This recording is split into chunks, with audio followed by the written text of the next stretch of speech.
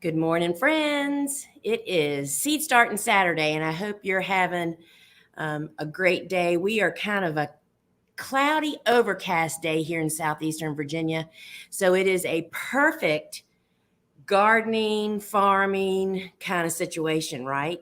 I found myself out in the garden this morning, rooting around, doing things that weren't really on the plan, but it was such a great day. So today I have couple things we're going to talk about. We're going to, of course, do our weekly sunflowers together. And according to plan, I'll be doing that special tip today of how to keep those sunflowers small, because these sunflowers, if we go out 60 days, will be blooming in the heat of summer. If you can ever believe it's going to be hot, it's still not really hot here, which is, it'll be here soon enough. Anyway, so I'm sharing a special tip and showing you how I keep my sunflowers in that perfect 3 to 4 inch size.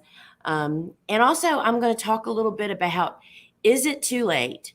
And friends, I am actually going to be doing a podcast with Joe Lample. If you don't know if y'all know him, he has a show on PBS called Growing a Greener World. Totally awesome. He is like a vegetable guru. He and I have become big friends in the past few years. Anyway, we're doing a podcast on Monday, which I'm not sure when it'll be coming out on his podcast platform. But we're talking about, is it too late? And we're talking about succession planting, because I think it's the most overlooked piece of gardening and farming that people really kind of like jump right over. So I'll be chit-chatting about that a little bit. And I want to remind everybody, yesterday inside the Gardener's Workshop app, the show I did yesterday at 12 noon was our first year anniversary of that live shop and show. It's basically like QVC, y'all, but it's me and gardening and our stuff. And so we have had a fabulous year doing it, and it's kind of just grown out of control, actually. And you can find the app at your phone's app store. Just go in there and search Gardener's Workshop Live Shop. You don't even have to put live shop on it. Just put Gardener's Workshop and it'll come up. And you can go back and watch the replays, because the specials we had yesterday, it was our anniversary. So we had some special stuff going on. So we talked about the 5 top selling seeds and the 5 top selling products. And those 10 items are 20% off until tomorrow morning at 8 a.m. That would be May 21st. If you're watching this replay of 2023. And I will tell you that one of those items is a eucalyptus, and the other hot item is our soul block maker kit. So both of those are quite a good deal. So go in and watch that replay. And it's really a lot of fun. And all this beauty you see behind me, and there is a gob of flowers. I mean, there's like probably 10 buckets deep behind that you can't even see. That's what I shared with you yesterday. That's kind of what I share each week on that live show, is what I'm actually harvesting here on the farm. And that was kind of the whole driving force, is I wanted to be able to show week by week what's blooming, but more importantly, what does it look like blooming, right? And then giving you the option to order it right then. And here's another little special tip, is that inside the app, whenever you buy just seed packets only, the shipping's on us. That means you can watch each week and buy seeds each week and not be paying shipping over and over. That's the whole point. Because if there's one thing I try to teach people as a commercial grower, you don't wait to order seeds to when it's almost time to start them. We buy seeds when we see them blooming. It's like on the way home from somebody's farm tour or something. If I saw something I wanted, I am on my phone finding from my suppliers where it is and getting it. And then I store it in my seed vault. And I talk about in the show about how to store seeds and information on that. So go and check out that. And remember, friends, if you're enjoying this weekly show, I really appreciate it if you subscribe and share and like it with your friends, because that's what kind of drives the whole horse, right? So today I am going to be doing our sunflowers. And so if you're new to this, if you're new here to us, then we do sunflowers each week with the purpose of having sunflowers to harvest each and every week. And that's what drove and floated our entire bouquet making business, as well as I like to say, it puffed up our standing orders to our florist. I mean, to add 10 bunches of sunflowers each week to somebody that's already buying hundreds of dollars of flowers from you each week, I mean, it's just like icing on the cake. And Dave Dowling and I often get asked, especially when we're doing lives together, it's like, oh my goodness, what else can I add to my lineup to really bump my bottom line up? And it's like, if you are not planting sunflowers every single week, you're missing the boat. That is, I don't know why we feel like we have to suffer, spend a lot of money, or go to a lot of trouble to actually make another business bump. Because I will tell you this, friends, it is the ordinary things that need to be done every single day of your business life that lead to extraordinary rewards. And that is, I mean, that applies to life too, right? But I mean, anyway, so we start sunflowers every week. My sunflowers of choice that I grow here, and different people have different ones they like. The key is to grow at least one sunflower of the same variety in the same color every single week, so your timing is always perfect, right? If you start swapping and switching around, I don't care if it does say it's the same number of days, it doesn't always work out that way. So for me, I've always been a big Pro Cut fan. Pro Cut sunflowers is a big family. There's like 14 colors. I typically grew, for the years of high production, I literally only grew Pro Cut orange, and I planted 1,280 a week. We did 10 of these trays you're about to see me to do every single week for 26 weeks and sold them. They were all gone every single week. We never had enough. Never did my sister say, the bouquet maker leader, take away the sunflowers. When you grow them that perfect size in the right colors for the right season, and we found that the orange, the classic sunflower, was in demand all the time.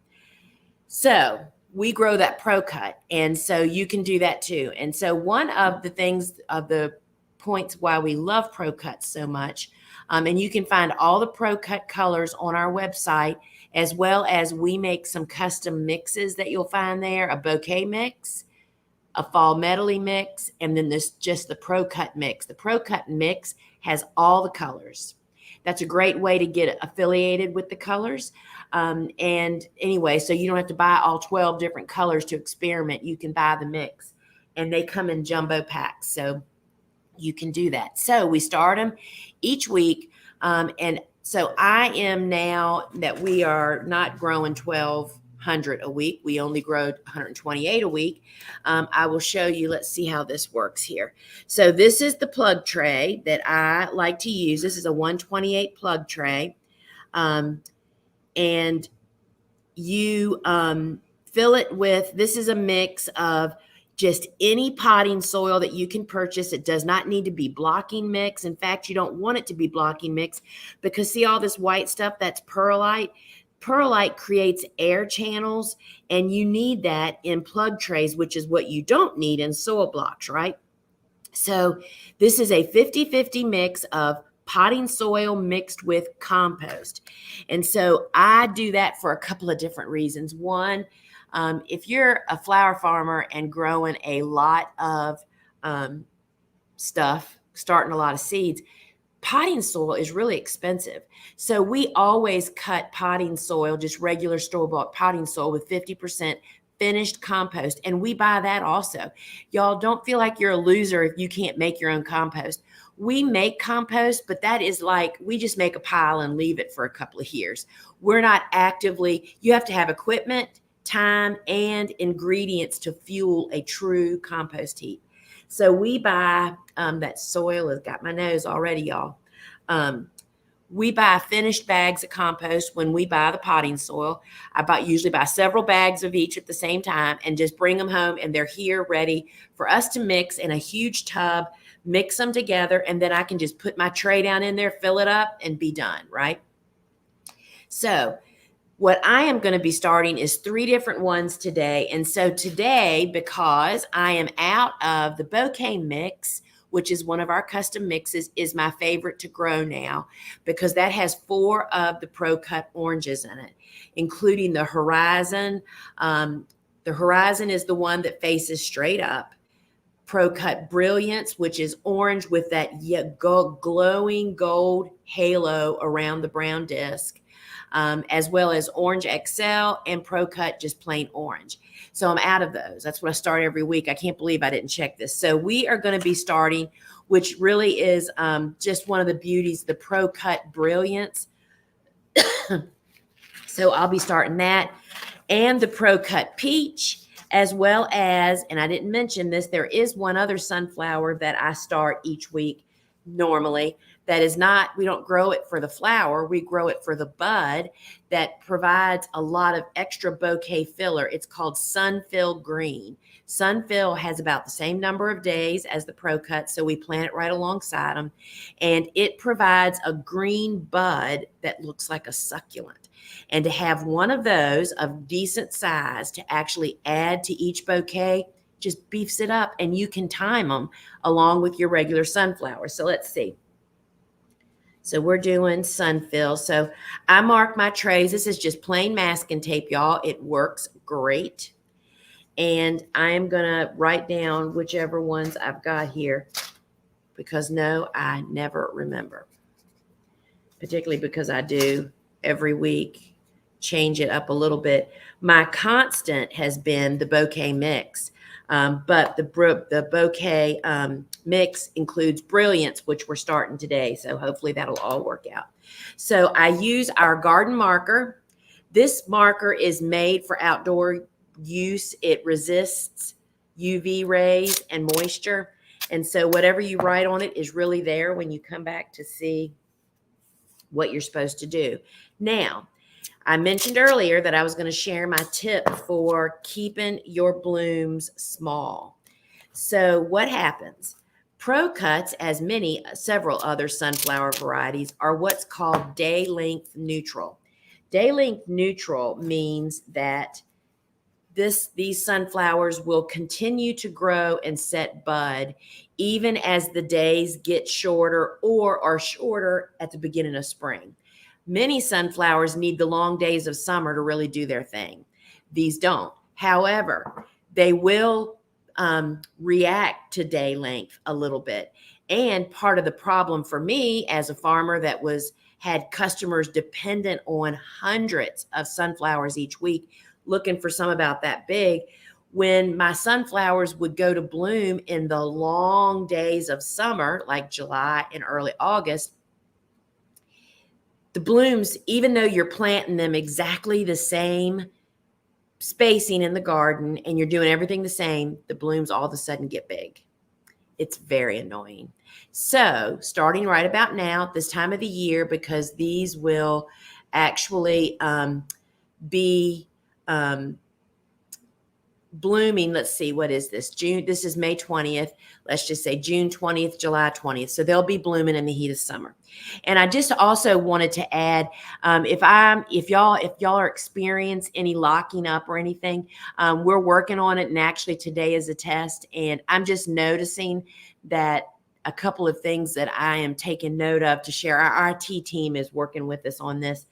So I just wanted to say we appreciate those of you that have let us know that you were having troubles. So what is the tip to keep those blooms small?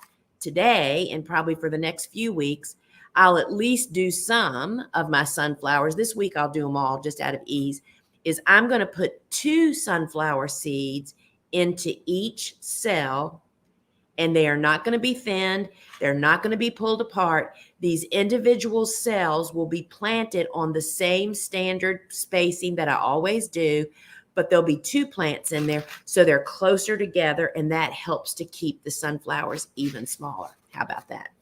Took me a long time to figure that out. All right, so this is Sunfield Green, and I had to pick my seeds today so that I had enough to be able to do this. Trying to get where you guys can see it.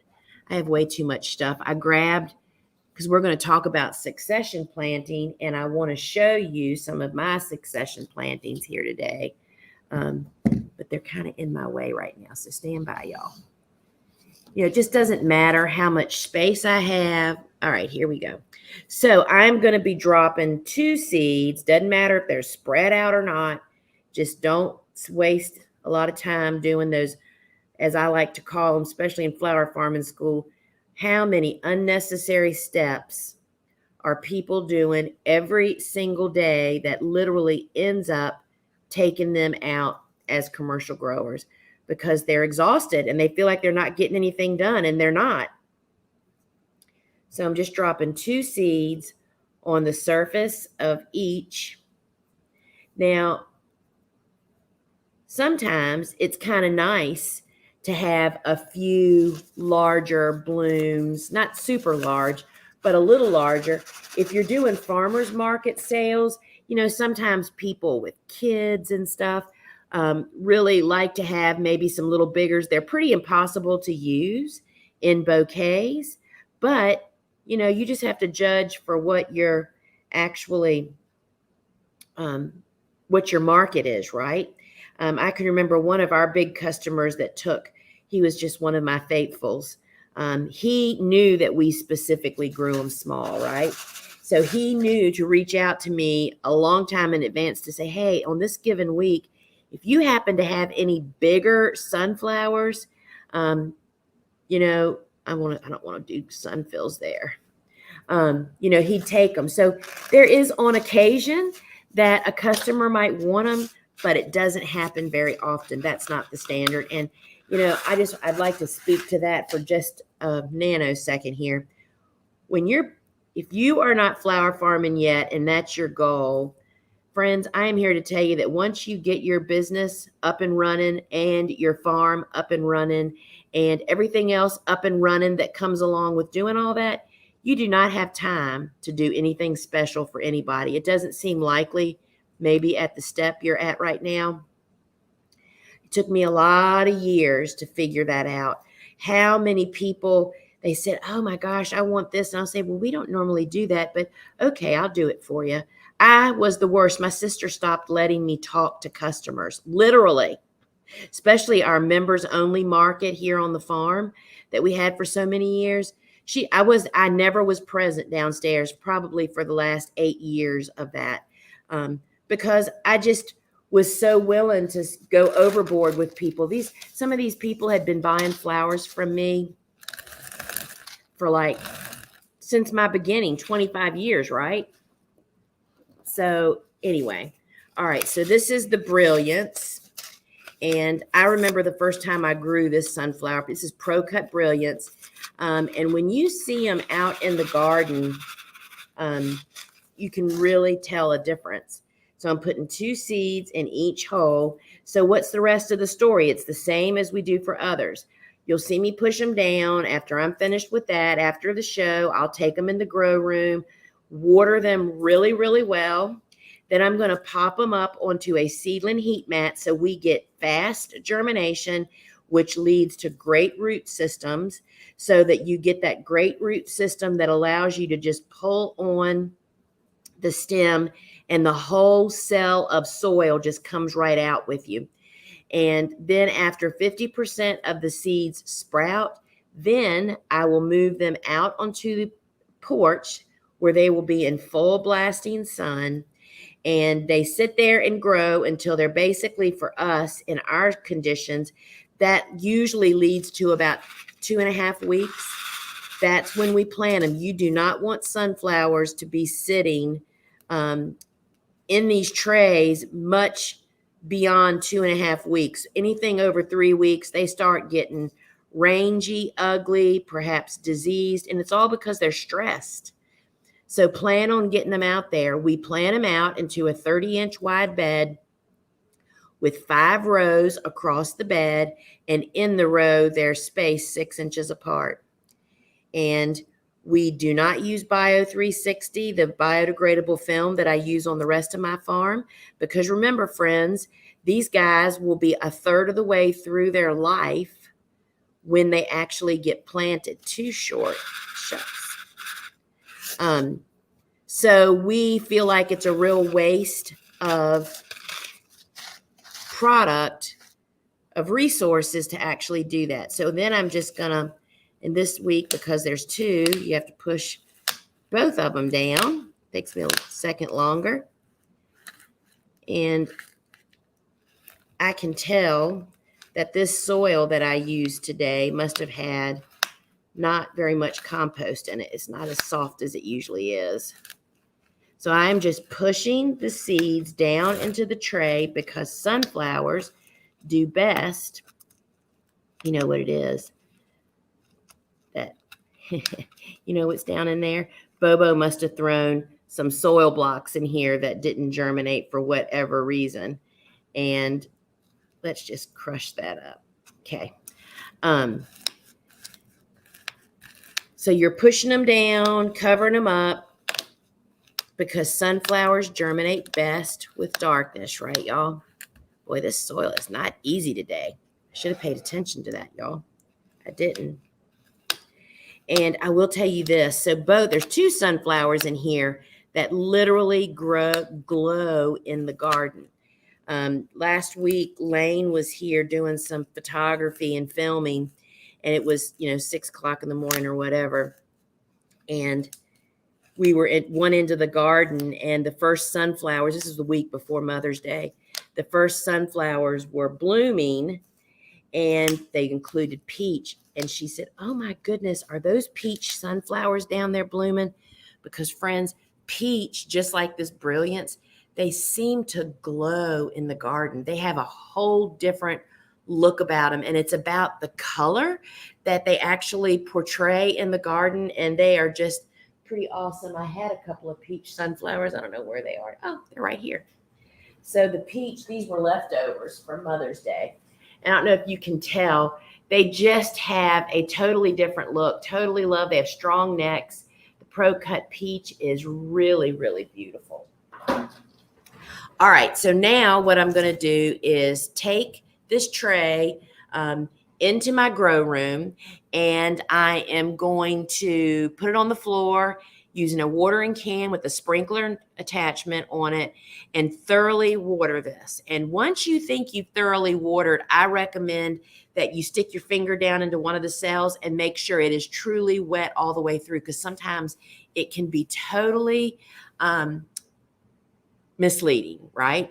And then we will water. I'll pop it up onto a seedling heat mat, because I often get questions about people saying that they feel like when they're pulling on their sunflowers to get them to come out of the cell, you should not have to be digging these out with a stick or a plant ID or popping them from the bottom.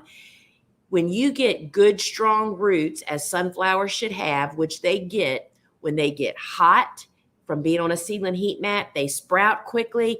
Those roots just engulf the casing of the soil that's in that cell. And that just makes a strong stem. When you pull on that stem and the whole thing comes out, Bobo plants in a nanosecond. I just can't tell you how quick she is. And it's because you just pop them out. It's almost as easy as planting soil blocks, right? So then we'll pop them out on the porch and follow those steps that I just mentioned. 30-inch bed, 5 rows. Even with 2 seeds in each cell, we don't thin them. You don't pull them apart. You just plant them at the same spacing. And that tighter spacing will help keep the sunflowers that preferred size of about this big, even during the long days of summer. So I wanted to just mention, we are already hearing so much about it. Literally, we're getting emails from people saying, is it too late to plant zinnias? Is it too late to plant cosmos or what have you, or celosias, or any of the annuals, basil and sunflowers even. And friends, I am here to tell you that most of us now, people that live in a super short growing season. You know, people that have the last frost date of, excuse me, y'all, soil in my nose, that live where their last frost date is like mid-June. Yeah, they probably can only get one, maybe two successions in. But people like, I mean, my last frost date is mid-April. My first frost in the fall is typically mid-November. When we were in high production, I actually did 5 or 6 successions. Now I typically do 2 or 3. So, what is a succession? Succession planting means instead of right at the break of spring, you running out and planting every space in sight with everything immediately. I break my garden up into chunks, and I actually do it in groups of beds. And you can do it however you want. If you even have one bed, you can do the very same thing. You break whatever size you have into thirds, is what I do. My book, Vegetables Love Flowers, really talks about this. It actually shows diagrams in the back of the book that kind of walks you through it. That was one of the underlying really big messages in Vegetables Love Flowers, which really is about 3-season cutting garden. Don't know if you guys knew that or not. And it just helps you. I mean, I never understood succession planting for years. You wonder how I found out about it? Kind of. I just couldn't. As my little urban farm got bigger and bigger, as we bought the 1.5 acres adjoining us, I couldn't get it all planted at one time. It wasn't that I learned about succession. I actually experienced succession planting at first. And it's like, oh, wow. When you plant later, guess what? After everything has started blooming and they're kind of starting to wane a little bit, guess what? You have a whole nother area that's starting to bloom. And that just led me down the path to really embrace succession planting. And you want to know the other thing about succession planting that is like a dream come true? It doesn't matter if you are a home gardener, a new farmer, or an old farmer like me. This is my 25th year, y'all. You never, ever have enough seed starting space. You never have enough heat mat. You never have enough grow light space. You never have enough hardening off space. That is just the nature of what we do. There's just never enough space of what all the things we want to start. Succession planting really makes the most out of everything. Compare it to somebody running a 50-yard dash to somebody running the 27-mile marathon. Two totally different things that they do, right? It's so much the same in farming and gardening. And it spreads out the work, the resources you have over a long haul instead of feeling like, I mean, oh my goodness, how many times do we get emails from people saying, I don't have any more heat mat space. Well, friend, I don't either. That's why Bobo starts usually one day a week. Bobo starts seeds. The next week, all those seeds are off the seedling heat mats and they've moved on. And so she starts more. And that goes on from typically, Bobo doesn't usually start working until like late February. So in January, when I'm starting the very early spring planting of cool flowers, because there's not that much of it, I usually am starting those here on the farm. So we fire up the heat mats in January. And from January until November, typically, there's always something being started. And if more people would figure that out, not only does it stress relieve, the work is spread out. If you screw up one seed starting, guess what? You're going to be starting them again, not long. And so I was going to show you, we already have in the ground our first round of, oh my goodness, the marigolds. And by the way, this coming week on the show on Friday is the theme. Jessie is the producer of our live shows. And so I love it because she loves doing themes and it just helps so much. So this coming week, it's about marigolds. And marigolds, I grow a lot of marigolds. Marigolds are kind of like sunflowers to farmers. It is the most under-realized crop that there is that can be so significant. So our marigolds are about this tall, and I have so many different ones planted. So we have marigolds. Oh my goodness. So all the cool flowers are like in full bloom.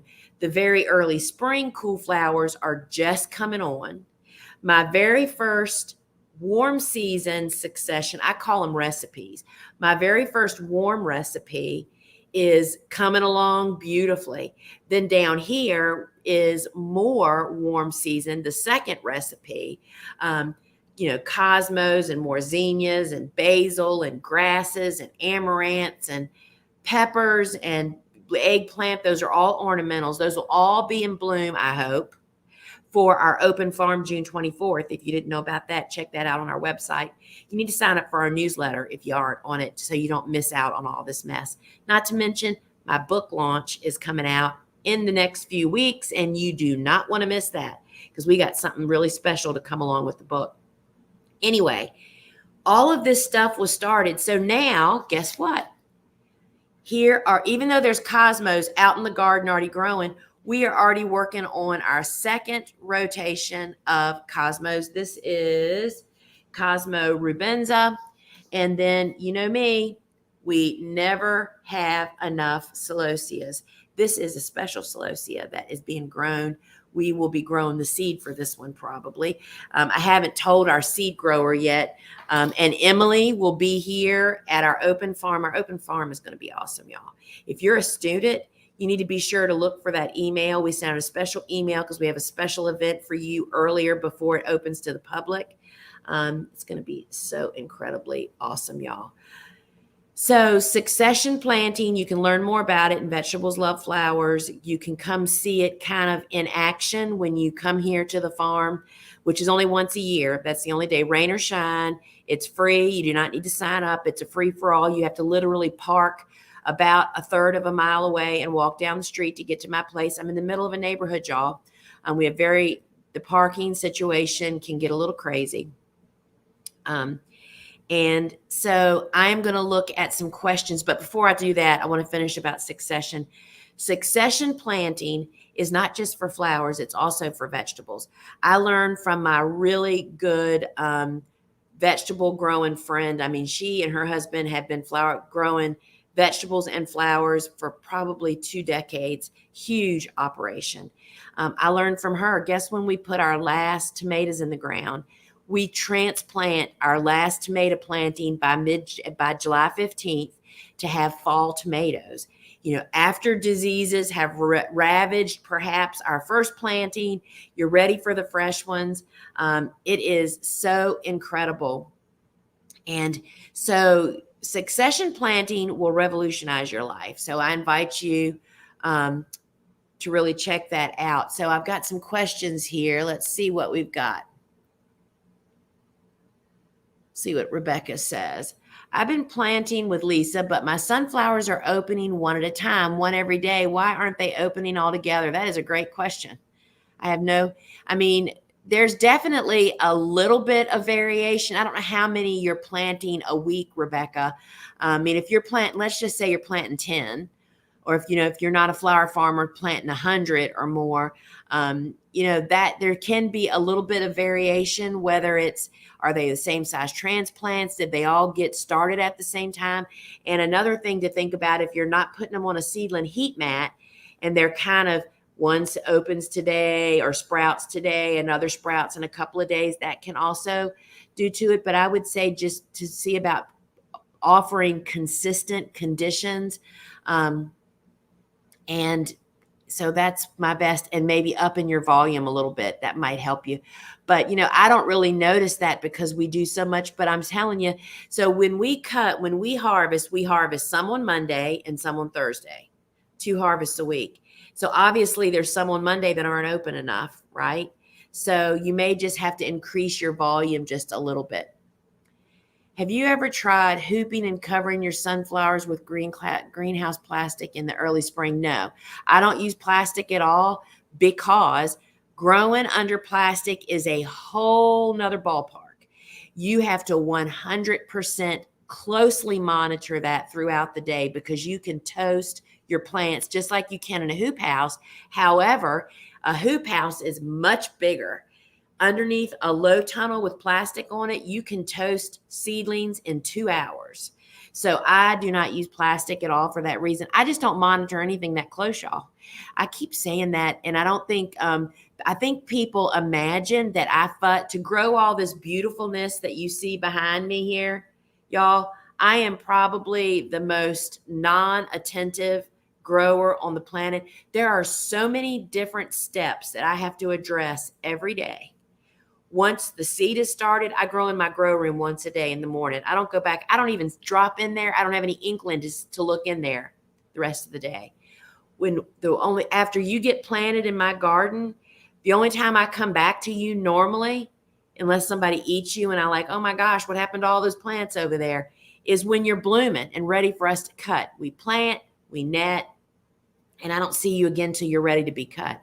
We just don't do it. And there's just so many other pieces. I've just never been able to offer that kind of attention. So I haven't tried it. So Mike, I can only say, try it. So let's see. Have you ever, oh wait, here we go. With a regular 1020 tray with no holes, hold the 128 cell tray. They are supposed to, Francis. I think that they're on our website now. We tried to buy some because there are people that my floor has a drain in it. So I know that people, you would just take them outside to water them, right? What a pain in the neck. So there are trays that fit under these, but it is really difficult to find trays that fit perfectly. We have bought so many trays. And we don't use a lot of 1020 trays. So you can check that out. But yes, that would definitely work if you're looking for a way to water. Just remember, after you water, you need to pour off the excess out of that tray or fungus gnats and all kinds of not such great stuff. Do you use potting mix compost 50-50 for your containers also? I do. And so, real potting mix is super light and fluffy because when you're growing in cell packs, cell trays, and containers, they're in a container. Oxygen and water needs a way to work through it. The complete opposite. That's one of the reasons that soil blocks do so darn well, is because they aren't in containers and the roots get so much oxygen. Well, you're trying to make that happen in containers. So we mix the compost with really good quality potting soil that has a lot of fluffiness, and it really does great. So yes, that's what we do. And it also really helps the pocketbook. We use a lot of potting soil around here. Sally, I might be jumping ahead, but what temp of Lisa's heat mats? So there's two different times of seed starting here for me: cool season and warm season. If you're talking about for sunflowers, that's obviously warm season. And our seedling heat mats have built-in thermostats. And so the room where that heat mat is, we try to keep it between 70 and 75 in there because the heat mats heat up 15 to 20 degrees warmer than the air temperature. So that works out really well. And I'll tell you, sunflowers, even if it gets hotter in there, they're pretty bulletproof. And so warmer, hotter is better than not. And I will tell you that even when our room gets really, really hot, and back when we used to do 10 trays a week, we could not put them on seedling heat mats. We didn't have enough heat mat space, right? 10 trays is a lot of heat mats plus all the other stuff we're starting. So we would just put them on the floor in our grow room and keep the door shut. And it would get like 95 degrees in there, 90, 95. And that, in fact, does heat soil because air temperature is typically 15 to 20 degrees warmer than the soil temperature. So you got to have a really hot space to not use a seedling heat mat. Late joining, hi Beth. Will bagged bought mushroom compost work? Yes. The key is, no matter what the ingredients of the compost is that it's finished. And what is finished? Finished means it doesn't smell and it doesn't have a lot of big chunks of stuff in it. So you'll find a brand that you may like because of the way it comes to you. Years and years ago, oh gosh, I'll never forget. So it was when I was early on and I had just started soil blocking. And back then, I was mixing my own soil outside in a wheelbarrow. It was such a pain in the neck. I perfected my mixing through the years. And I did have a compost pile, a pile of compost we had bought outside, but it was in the dead of January. It was like 10 degrees outside. It was frozen solid. So I had to go buy some. And oh my gosh, there was not much to choose from because, garden centers and places don't stock lots of gardening stuff in January. The only thing I could find is this cattle, maybe it was called cow compost. It wasn't a brand name like we see around, like I think Black Cow is one of them. It wasn't that. It was a mess. It was such a mess. First off, it was frozen also, but at least I could get the bag and bring it home and put it in my garage and let it defrost. It had so many chunks. So that was my first learning lesson, that when I'm buying compost to mix, whether it's for blocking mix or for mixing for sunflower stuff, is we now have half a pallet of bags on my back carport where we buy it by the pallet, and I have it readily available, and I buy name brands so we can have better quality. So that's the only thing that dictates is I have a favorite, but it doesn't matter to me if it's mushroom, cow, chicken. The key word is that it's composted and it's finished and it comes in a state that you're happy with. How tall do you let basil get before putting them outside to harden off? Sally, as a general rule, all of our transplants are 3 to 5 inches tall when we set them out. This would be kind of a good here. So here is my finger. Can y'all see that? That's how tall they are. These could go to the garden. They've only been sitting outside. Bobo will probably plant those next week. And that would be the same. That's celosia. And that would be the same. And I either pinch like basil. This is a celosia. We're not pinching. If you are going to pinch, if it's a brancher, my pinching rule is I only pinch 50% of a crop when I'm going to pinch so I can get the best of both worlds. I want the unpinched early blooms, but I also want the pinched early branching. So that's what my kind of rule is. And then to follow that, I either pinch my seedlings 7 to 10 days before they're going to be planted so they have time to recover and get over. Pinching is stressful. Planting is stressful. You don't want to do them both at the same time. And I will just give you this little tidbit. My new book coming out really shares the secret. My secret sauce, y'all, is so bloomin' simple, but people just don't believe it. And I'm telling you, just take a step back and stop trying all this extra fussy stuff. And you just got to stop stressing your plants. Figure out what they want and need and give it to them, and your life will be full of flowers like this. Anyway, off the book. So I generally pinch either those 50% 7 to 10 days before I plant them or 7 to 10 days after I plant them. And that means if I don't, for whatever reason, let's just say they're big, Bobo's here, the weather's right, we're planting them before we pinch them. Then if I wanted to pinch them, I'd wait until they recovered from that 7 to 10 days and they would be in great shape. What temperatures do you cover or uncover your early suns? So we do what's called an early bird sunflower planting, which you can go back in early March YouTubes and watch.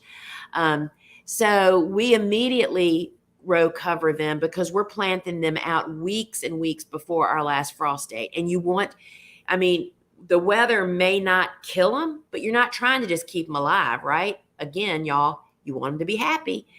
The hoops and row cover just concentrates the heat. So we immediately cover them. And then once the temperatures start to rise, I would say when it's in the 60s during the day, you could. But again, if they aren't so tall and you can keep them covered, the heat is just going to benefit them. So I keep them covered as long as I physically can, South Carolina, zone 8A. I'm 8A. Also trying to decide when to remove my snapdragons and put more heat-loving plants. How do you make that decision? Good question, Stephanie. And we ripped ours out earlier than we ever have this year. Andrew pulled them all. I've got the last snapdragons sitting in a bucket over here. It's all about what their production is. for us this year, they were still producing blooms and they were still tall, but we got rust this year. We got a lot of diseases this year that we have never ever had before. And I'm sure it's because of our sporadic winter wet conditions that we actually had here in southeastern Virginia. I know a lot of people, we always have crazy weather, but this particular year affected a lot of stuff. So while we started harvesting snaps, let's see, this is mid-May. We've been harvesting snaps for over 8 to 10 weeks here. And so they were just getting eat up with rust and other diseases. And you can't sell them that way. You would either need to strip all the foliage off, and that doesn't always even work. The blooms still look pretty decent. But we pulled all of our snaps out. I stepped back, and it's like, if I look over and see Bobo standing there staring at the bed, trying to decide which one to cut because there's a problem, that's when they got to go, because it's all about bottom line, y'all. I mean, if you truly succession plant, you should have other stuff to cut. You should not have to sit on old, ooky flowers. And I am so quick to cut. I mean, literally when I told Andrew, I want you to pull out this whole bed and this half a bed of snaps here. Really? I said, really? And follow it up, pull them and put them in the trash can because they have rust. I do not want them in my compost heap. So whenever you have to do extra work and then you might be afraid to like put it in a customer's bouquet, pull it. If they aren't producing, they aren't tall enough, the blooms are ooky, they've got thrips, they've got whatever pest, get rid of them and move on, y'all. Cry a song after dinner. Do not do it in your garden. Just get over it and move forward. I'm a bit of a bulldozer that way, but it gives you great options. So Lisa asks, do you pinch sunflowers? Excellent question, Lisa. Depends on what sunflowers you're growing. So the ones that you see us starting here every week, no. These are single stem sunflowers. One stem, one bloom. Why do I grow those? They're the best cut flowers. You would never grow branching sunflowers commercially. They don't last as long. They prematurely drop their petals. Their necks are softer. But I do grow them for other reasons. So single stem sunflowers, also you can control the size. You cannot control the size of sunflower blooms on branchers. So single stem, so you need to know what you're starting to know whether to pinch. So no to single stems. Branching sunflowers, of which we have, if you come to the open farm, behind the peppers and the eggplants, we planted, my new favorite. You've got to go check it out. If you grow any ornamentals for your garden, for kids, your family, your landscape, whatever, they're okay cut flowers, but they're not the greatest. It's called Lemonade. It's on our website. Oh my gosh, they're branchers, they're doubles, they're gorgeous green centers. So those and the Royal Rouge Royale, I think they're called, Old Moulin Rouge. Those are all branching sunflowers. And yes, we pinch those. We planted them out in the garden as singles, unpinched. And then once they get about this tall, and they're working on it, they're about this tall now, I will pinch them back to the bottom 4 stems and I pinch them all. Actually, I may pinch one side so people can see the difference at the open farm. That just gets longer, straighter stems. And that just puts on a better show because we really grow those for the finches. They really, really love them. And they are just beautiful in the garden. Rosa, how do you keep rabbits and deers away from the flowers? So we do have rabbit pressure here and deer pressure. I spray. Any of the deer sprays typically keep rabbits away also. You have to really read the directions and do it as frequent as they tell you. And that is based on how quickly the spray breaks down. The inert ingredient in deer and rabbit sprays the inert ingredient is the sticker. That's what makes the product stay stuck and last on the foliage. The more expensive the spray, typically, the longer it lasts. So we use 3 different brand names because we mix it up all the time. And that is, we use Liquid Fence, we use Tree Guard, And we use a product called imustgarden.com. That's where you'll find it. imustgarden.com. That's a small family business in North Carolina where they have all these concoctions for different big critters. And I have heard that their squirrel spray truly keeps squirrels from stealing tomatoes from people that live on, close urban areas where it's really hard to fight the squirrels. Anyway, you spray and you have to follow it. When we used to grow a lily program, we grew 200 lilies a week, like I did sunflowers. It's a whole nother discussion. Big bucks, big investment, high stress. We had to spray our stuff for lip for deer. And I sprayed every 30 days, just like the instructions said. And it was like a mortgage payment, meaning I did it like I paid a mortgage, like you didn't miss it, right? So you spray, or we use row cover for rabbits. If you row cover when they're young, oftentimes if you keep them covered until they're a little bit bigger, then rabbits just don't do as much damage.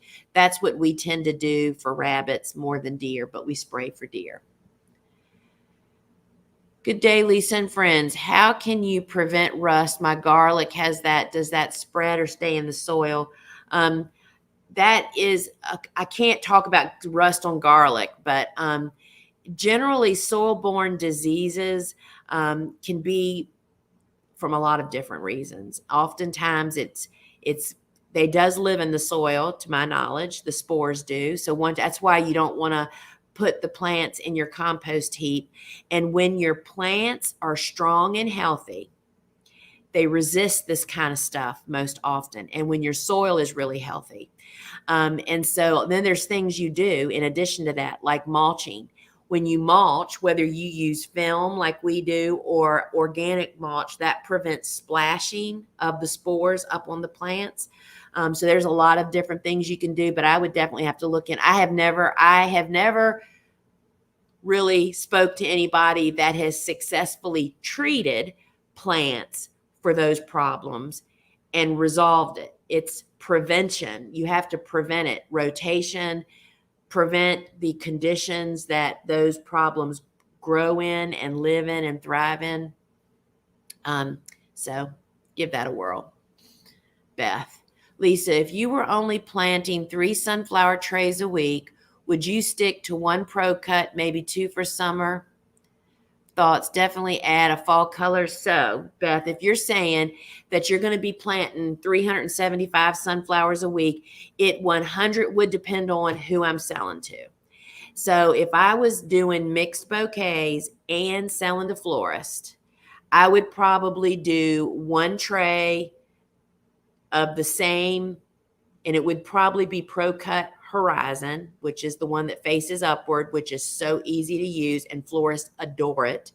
And then maybe mix up the other 2 going according to the season. They would all be Pro Cuts, potentially maybe half of one be Sunfill. And yeah, just change the colors to the season, but I would do Pro Cut Horizon throughout the year. I see you posted Nigella today. How soon can you harvest them? So the Nigella that I posted today, that was something fun. Suzanne and I were doing book photography last week, and that was a really fun picture that we did. You can't really see the blooms very good, but Nigella, I knocked the sunflowers off. Nigella was direct seeded last fall, and that's blooming right now. And you choose to either use it as a fresh bloom, which I love to do, which you have to cut it long before it opens to do that, or you allow it to go to pod, as it is actually doing right now out in my garden. So it just depends on the stage to harvest is figure that out from what you want to use it for. So that would be stage to harvest. So friends, thanks for joining me here today. Great questions. And remember that Wednesday, I'm doing Ask a Flower Farmer. So join me on Instagram at 12:30 Eastern time, right after lunch. For 30 minutes, I answer your question. Friday's show is going to be a marigold theme, and I can't wait to talk about that because, we might have to do a seed starting Marigold week after we do the Marigold theme live shopping show. And remember to grab the app. And friends, until we meet again, have a really great weekend. And please remember to subscribe, to give us a like. I mean, if you're watching this right now, please, if everybody liked it, I'd have 114 likes, right? So that just helps YouTube show it to more people. And that's what drives us to actually do more great. Oh, I have one more thing to show you. Look what the first blooms of. These will be coming along soon. My favorites. This is our native bee magnet on my farm. These are two of my favorite rudbeckias, and there's always an early bird kind of shorty bloom, and I cut these yesterday. Goldilocks, Cherokee Sunset. Cannot wait for those guys. All right, friends, until we meet again, and thank you so much, Jesse, for being here with us, and thank you, everybody. Please spread the word. Till we meet again, friends. Ciao.